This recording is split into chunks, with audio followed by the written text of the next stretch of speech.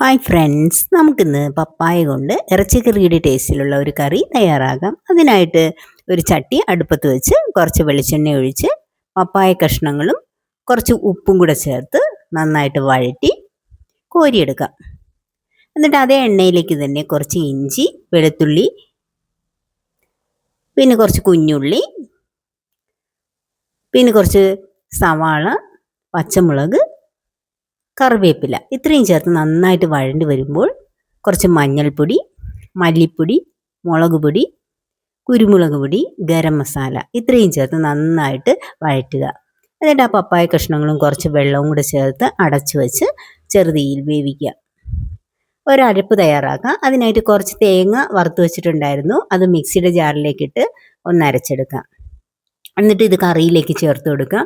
ഒന്ന് നന്നായി തിളച്ച് കുറുകി വരട്ടെ. അപ്പം പപ്പായ കൊണ്ടുള്ള കറി തയ്യാറായി കഴിഞ്ഞു. ഈ ഒരൊറ്റ കറി മാത്രം മതി ചോറിന്, നല്ല ടേസ്റ്റാണ്. ചോറിനും ചപ്പാത്തിക്കും എല്ലാം നല്ല കോമ്പിനേഷനാണ് ഈ കറി. അപ്പോൾ എല്ലാവരും ഇത് തയ്യാറാക്കി നോക്കണം. എൻ്റെ ചാനൽ ഒന്ന് സബ്സ്ക്രൈബ് ചെയ്ത് സപ്പോർട്ട് ചെയ്യാൻ മറക്കല്ലേ. Thanks for watching.